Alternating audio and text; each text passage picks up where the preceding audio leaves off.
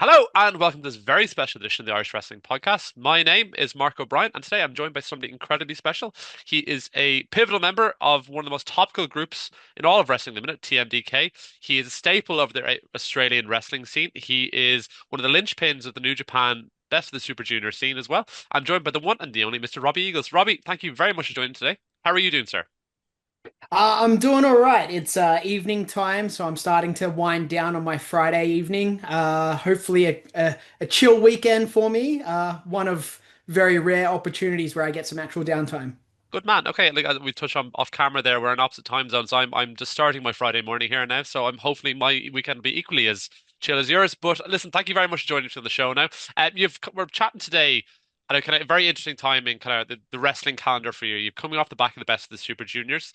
Obviously we're leading into now whereby there's a lot of buzz around crossover work with New Japan, be it with CMLL, Trip or AEW and whatnot on the horizon as well with Forbidden Door and whatnot.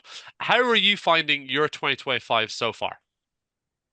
It's been a whirlwind. I Yeah, mean, obviously starting off with Wrestle Kingdom January yeah. 4th, huge milestone for myself and Kosei Fujita and TMDK as a whole. Mm, hmm. Because not only us winning the junior tag titles in that four-way Tokyo Terror ladder match Yeah, in the Tokyo Dome, but Zack main eventing two nights in a row in the Tokyo Dome. So it yeah, really set things off on a high momentum bar, but we've had some successful defenses of those titles. Unfortunately, we lost them right before Best of the Super yeah. Juniors on the Dontaku series, and that's just part of being a fighting champion. And Fujita's the one that took out Best of Super Junior, so again, momentum picked right back up for TMDK, and now I'm just trying to keep my soul of PWA intact at this stage. So it's ups and downs, bit of a roller coaster, but it's been one of the most exciting years of my career, 17 years in.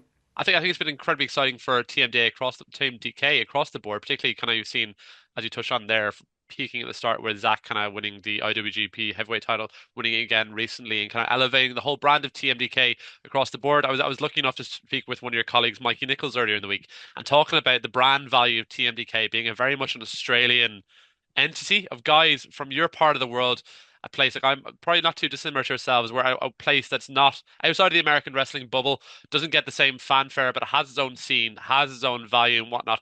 How fulfilling has it been for you and being part of that crew of guys to see the TMDK name value thrive across many different platforms, companies, even when like the Mikey and Shane were in WWE, it was TM61, it was the Mighty, it was everything but TMDK.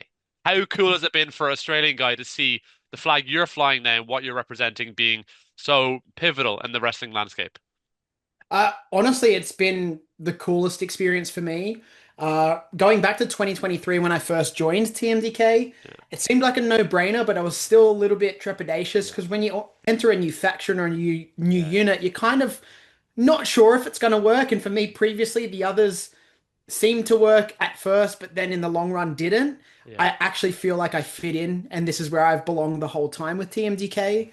And then as an Australian wrestler coming up in the scene here locally, TMDK has been so pivotal for us because realistically, Shane and Mike were the first to show that Australian wrestlers can make it abroad when they were doing their tenure in Noah and they were Yeah. capturing the GHC Heavyweight Tag Team Championships. And they're on main events, they're wrestling Kenta for the GHC Heavyweight Mm, title in singles matches, respectively. Like, this was breaking ground for Australian wrestlers at that yeah, point, where we kind of had dreams that maybe someone could make it to WWE, but it hadn't been proven yet. yeah, And then we go, oh, holy crap, here's Shane and Mike. They're doing the thing. They're in Japan 3 months at a time, come home for a week, go back for 3 months. yeah. So they were pioneers of what we have access to now. And I've always looked up to them and respected them for that. So to be a part of that lineage, that's already like a proud moment for me and something that I've been so thankful to achieve. And it's funny that you touched on how like TMDK is like an Australian unit because if we look at some of the foreign members, Tito, Yeah. Oiwa, Fujita, hey, at heart, they are Australian. That's Yeah. why they're in TMDK. Yeah. No, and again, it's you look at kind of anytime there's new iterations of groups or anything across different forms of entertainment, new isn't always better, but what you guys have done consistently through the kind of you joining in 2023, as you've touched on now, obviously Zach joining the last number of years as well. It's a group that through every iteration has gotten better and improved and got further excitement, and it's evolved as well. Whereas you look at other staple factions, as it were, even in New Japan, some of them can get stale, some of them can be a bit long in the tooth, some can overstay them, well, say they're welcome rather. But to see this kind of resurgence and this increase in popularity and kind of rise up the card, you're a huge part of in New Japan. It's been incredibly exciting for those of us who followed you from afar for so long. So I can only imagine what that's like for you personally to be a part of. But I suppose just focusing very much firmly on yourself, though, like this year, 2025, how did you think your own performance in the Best of the Super Juniors went this year? Because it seemed to be quite a scattered field, as it were. There's a few differing opinions on the tournament as a whole, I suppose, online in the Twitter sphere. Yeah, there was a lot of difficulty with the tournament for a lot of us. Yeah. And for me, I had been to Japan, whether it was short or long Mm. stints, every month since October. So it's been a very like long, what is it, 8, 9 months for me Yeah. since that period. And it's a grueling process. Yeah. Like even though the time zone's only an hour different between Australia and Japan, we don't get that jet lag. It's still a 10-hour flight from Sydney to Tokyo.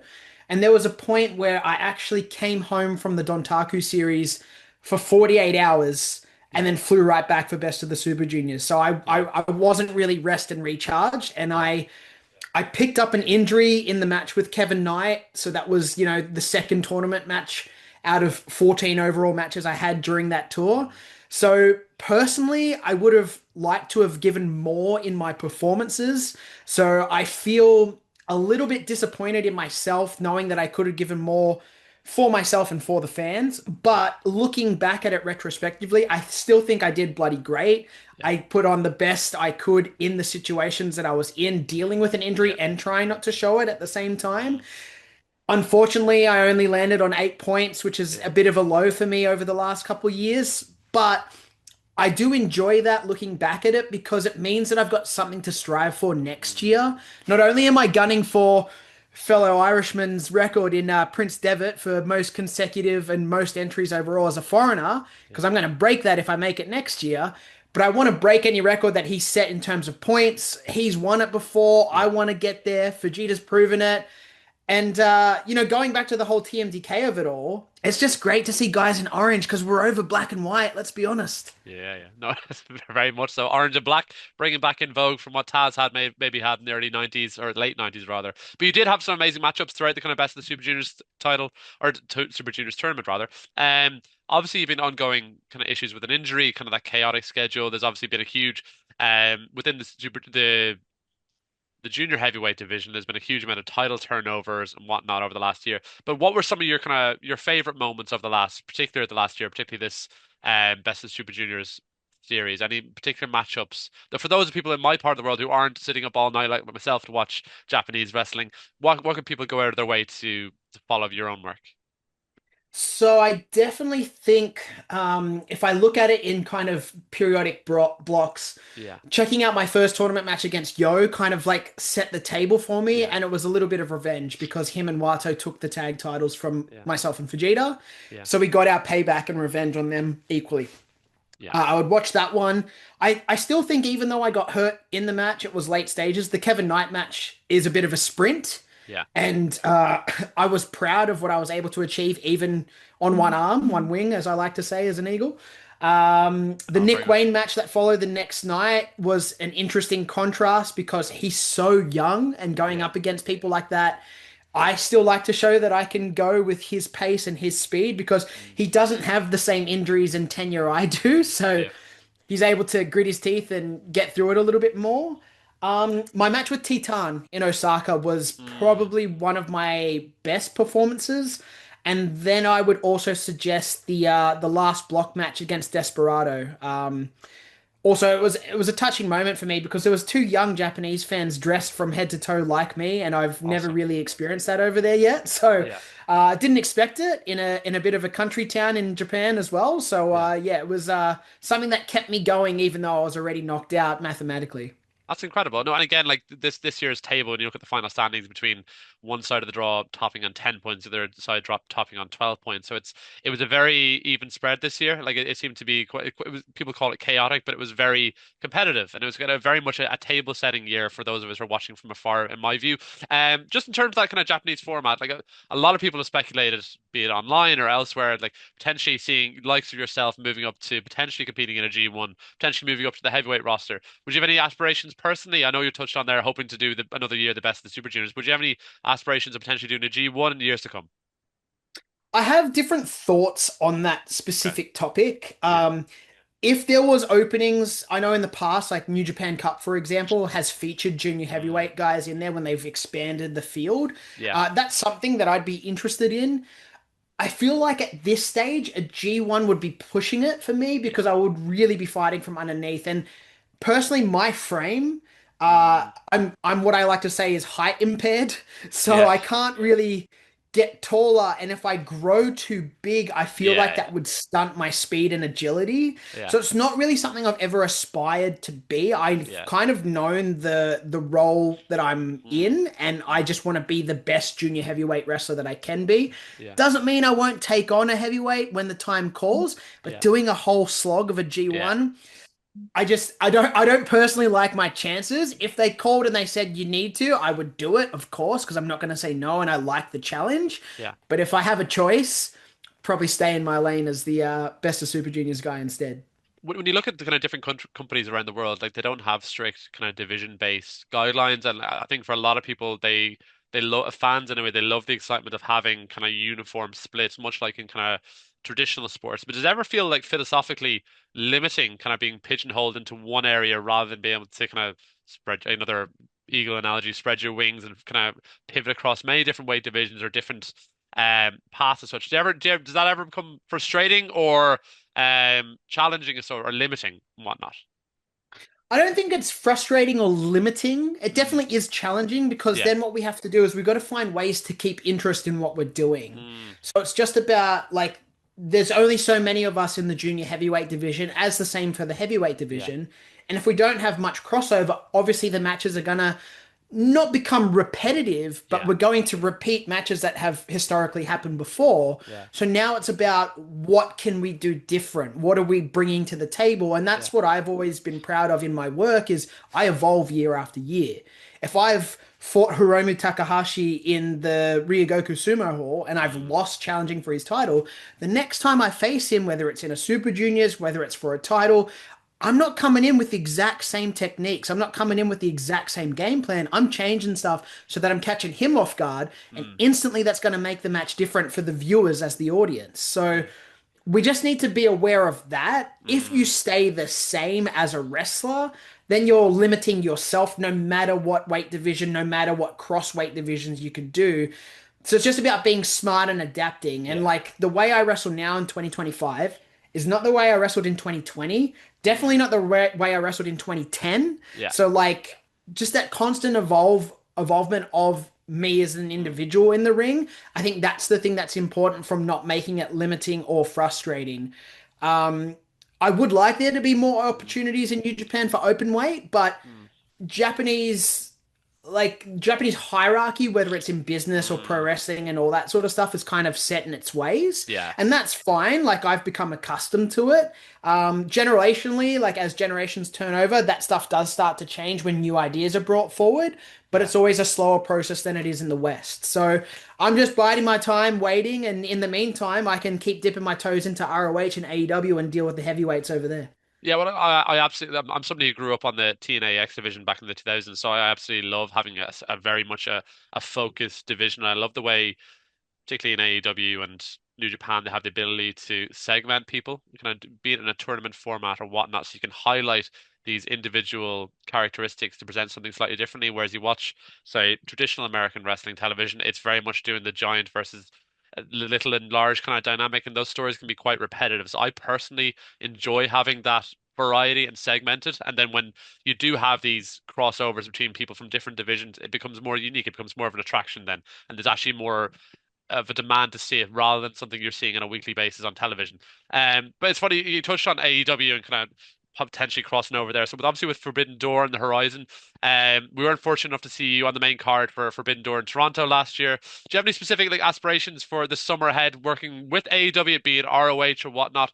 Anything on the calendar as of yet? I I feel like I've competed for pretty much most of the ROH titles at this Yeah, point. Like yeah, TV title I've challenged yeah, for, the pure title I got this year in AEW's Australia event in Brisbane. yeah, And my first foray there was actually against Claudio Castagnoli for the ROH heavyweight title or the world title, sorry, yeah, in yeah, 2023, which was, on like 3 days' notice, which is crazy to me, yeah, but that stuff happens.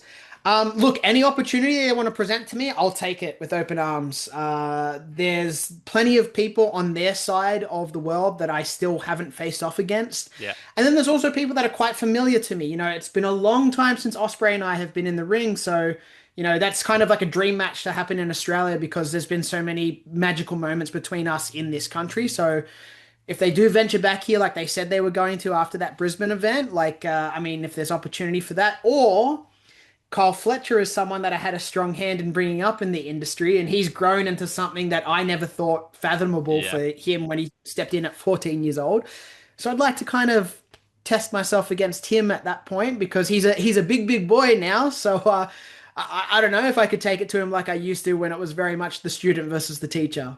I think with the amount of Australian wrestlers, particularly across like American television wrestling, but it's AEW and WWE, there's so many natural stories and the natural clamoring for with Forbidden Door on the horizon. Having a matchup with yourself, like Kyle Fletcher, even like a Buddy Matthews, when if he comes back at some point, obviously off the back of his ankle injury, like I personally was incredibly frustrated that the Australian show was only one show long and it didn't seem to do more shows off the back of it. Like the Global Wars matchup you had there was incredibly entertaining. But listen, with Forbidden Door on the horizon, being in a UK audience, then things will be a bit more of an appetite for Australian wrestling for more people of our ilk, same appreciation.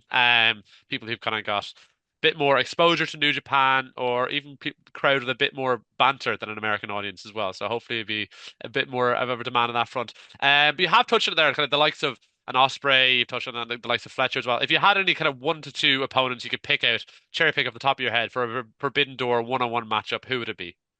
Wow, okay. I'll make some lofty calls. Okay.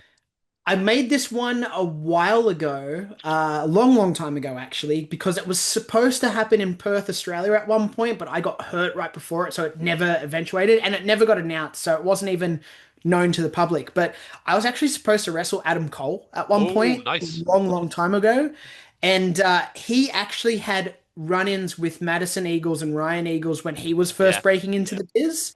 And it was around the time I just started. And there was this weird thing where, like, once they come back from the US, they told me, hey, we think Adam is like the American Robbie. So they were making similarities between us at our early stages of our career. And, he's gone and done some amazing things. So I'd like to get in the ring with someone of an Adam Cole because I think that would be an interesting clash of styles.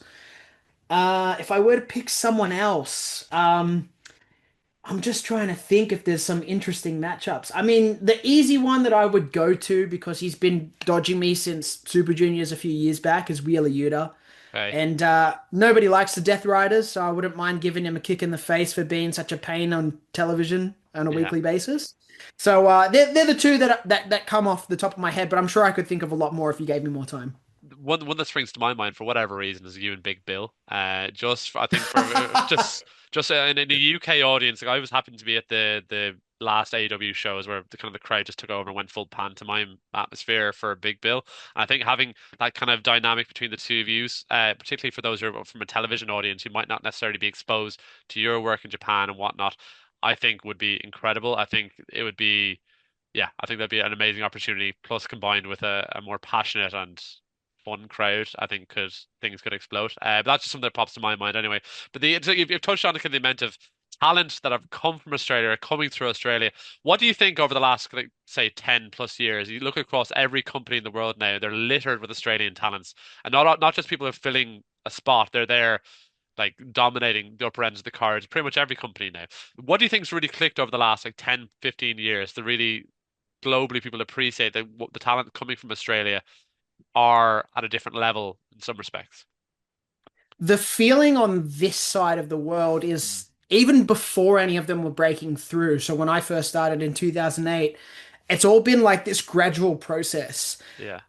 Everyone from my generation onwards, and a little bit before my time too, has gone, I need to be undeniable. I need to be as good as I can be, or Mm, even more than, so that when an opportunity does land at me to be looked at for mm, an opportunity to get signed by a major company, they can't deny me for that. So I yeah. think when you saw those doors open with Mike and Shane and Noah, Yeah. with Tennille and Buddy with Mm, WWE as they were yeah. kind of the initial Yeah. Yeah. ones to go over there.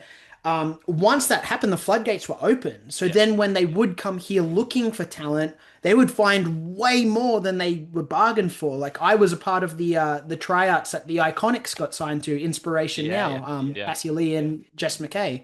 Yeah. And there was 40 of us there, and they were the two that they picked. And of course they did because I'd seen them train, I came up with them, I knew how hard they had worked. Yeah. And that's just like an Australian mentality in kind of the sports and entertainment Yeah. field. Like we do it to have fun, and some people might think we do these things to for our hobby and our Mm, passion, but yeah. we are so overtly passionate, especially in sports, Mm, that we're going to be so hard out at each other, whether it's a friendly game or it's competitive. yeah. We're gunning for like the gold medal no matter what. And because of that training and kind of just experience and attitude that we would have on like the local level, Yeah. I think everyone just got so good so that when the ice did come our way, like I said, Australian talent were undeniable. Yeah. And then once they got to those positions, everyone was so willing to work as hard as possible, if not harder than they did to get there, because they're like, okay, I'm here now. I'm not losing it. I'm not Yeah. resting on my laurels. I'm going to get even better every day I'm here in WWE, AEW, New Japan, wherever it be. The rugby's my sport, rugby union, right? So I've played at a reasonable level. Didn't realize wrestling was a possible career path in Ireland at the time. Didn't know how to go about it, but rugby was what I was obsessed with for years. And I've always, like, people who watch rugby realize that Australia as a nation is probably the best sporting country on field sports and team sports, possibly globally. Like I know people in America like to live in their own little bubble, and call whatever sports they do world champions. Like I have an American girlfriend, so I can say these things. Um, but Australia, to a man, I think, be it from Union League, Aussie rules, even soccer and stuff now, like across the board, how you perform in the Olympics, sporting wise, I think is a nation like untapped potential, probably still to this day, and across many other sports as well. So it, to me personally, this the level of athleticism and even focus on health in Australia compared to other countries, there's probably no coincidence that there's been this boom, coupled with good training, good fundamentals and whatnot as well. Um, it's good to see it now being viewed as a properly tapped resource rather than being untapped previously. But just in terms of Australia, like New Japan have obviously over the past couple of years done a bit of work with their kind of New Japan Australia brand, kind of Tamashi and whatnot. How do you think that's gone so far? Like, do you think New Japan are doing enough in that part of the world, doing enough with that brand? Or what's your kind of views on it? I think it comes and goes year after Yeah. year. The focus has changed a couple times, and that's we've got a parent company that looks after New Mm, Japan, so there's different incentives that come yeah. from that higher up position that comes trickles down. So I think it's all trial and error still, and still Mm, trying to work out what the best way to do it is. I still feel like Australia or even Oceania as a whole is like untapped for a mm, pro wrestling, like looking at it as a territory, mm, and the fact that the only way that wrestling is viewed on television in kind of this region of the world is your major companies, your AEWs yeah. and your WWEs, it's a little bit of a disappointment, but I think it's not about like who, it's about when. Yeah. It's due to happen, whether it's a New Japan Tamashi, whether it's an Australian Mm, thing, whether that's an existing promotion here in Australia getting to TV, or whether it's a group of us coming together and putting something together with someone else's mm, idea behind it. I think it's on the cusp. I think it's due to happen any time now because mm. there's some shocking products that are on Australian television now, not in sports or wrestling, Yeah, yeah, just yeah. in general. Yeah, So what we could provide, and I know personally from working with the team at PWA, our production level is unreal, and we're only bound to what we have, and it's all self-contained. Like everything bought, purchased, used, hired.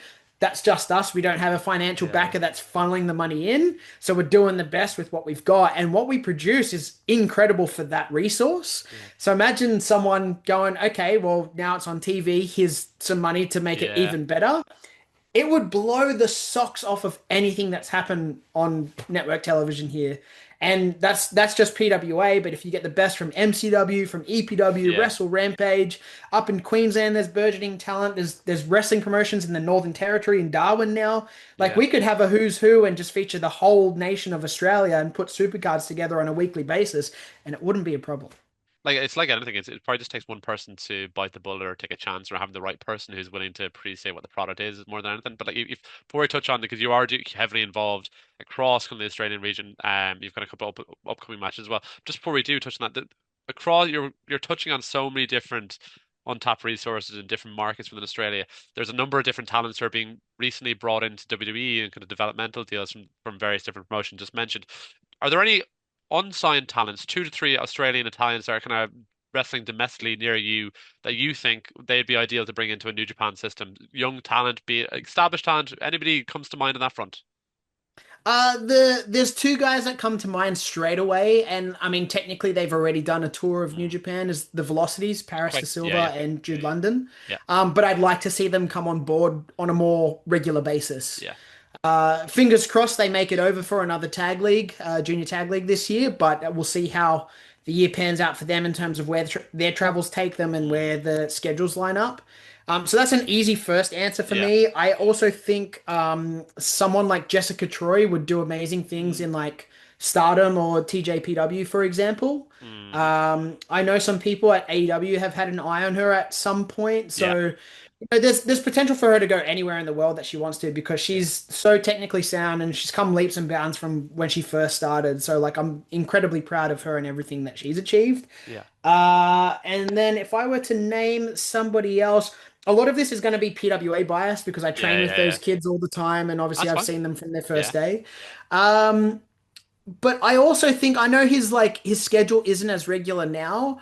One guy that always demands the attention of the room no matter where he is Mick mm, Moretti. okay. And I think he could do incredible things anywhere in the world in any major company. So I'd love to personally see him in New Japan. Also selfishly, because I'd like to tour with him. He's a friend of mine, so it'd Yeah, be yeah, fun to do that. But if he made it to a WWE or AEW, he'd fit right in. Like his personality and character is so malleable that he can kind of do anything, and yeah. it's always entertaining. But he's a hell of a technical wrestler as well. He can do everything. So like he brings a lot of pizzazz to stuff that normally has very little. Yeah. No, that sounds incredibly entertaining. I love to see those kind of talents getting it, particularly the velocities. I've been on shows here in Dublin, where they've been up here in OTT. They've been OTT tag team champions at one point as well. They're incredible guys to chat to one to one, really giving you their time too. But no, all those talents, if they get an opportunity across te American television, New Japan, or anywhere in the world, be incredibly exciting. Like I know you've got so much going on across this summer. Obviously, domestic in Australia, you've got your a PWA title match coming up on the 1st of August. Where can fans follow you, first of all, online? Where can fans keep across all your upcoming projects? And where can fans, for this part of the world, who'd like to get their eyes on that upcoming PWA, is there any streaming service anywhere we can watch live to kind of keep up with what's going on domestically on your front? Yeah, so you mentioned August 1st. That's when I'm going to be defending the soul of PWA against the Tuckman, the previous champion that I took it from by Yeah. knocking him out last year. He's coming back for more. I don't know what he expects to happen, but that's actually going to be streaming live on YouTube. Mm. So we do all our events that major events. They're streamed live on YouTube. So just search for Pro Wrestling Australia or PWA Black Label, and you'll find us on there. And then if you want to stay in touch with where I'm going to be and appearing in the next near future, it's at Robbie Eagles underscore on basically all social media. And you'll be able to find it on Instagram and Twitter specifically, or X or whatever it's called these days. But that's where I am. That's where I post what I'm doing. And that's where you'll be able to see me do what only I do best. Amazing. Robbie, listen, just to wrap up, I've got one somewhat of an existential question. You've 30 seconds to chat to yourself, a future version of yourself, 1 year, 2 year, 3 years down the line. Based on what you're doing now, what do you want to achieve? What would you say to yourself if you could speak to yourself in 2 to 3 years down the line? Uh, keep up with the diet Keep Nice. listening to Slex because he's giving you all the right tools in your workouts and your nutrition. And if you keep doing that stuff, you can be better than Prince Devitt ever was, and you will win the best of the Super Juniors.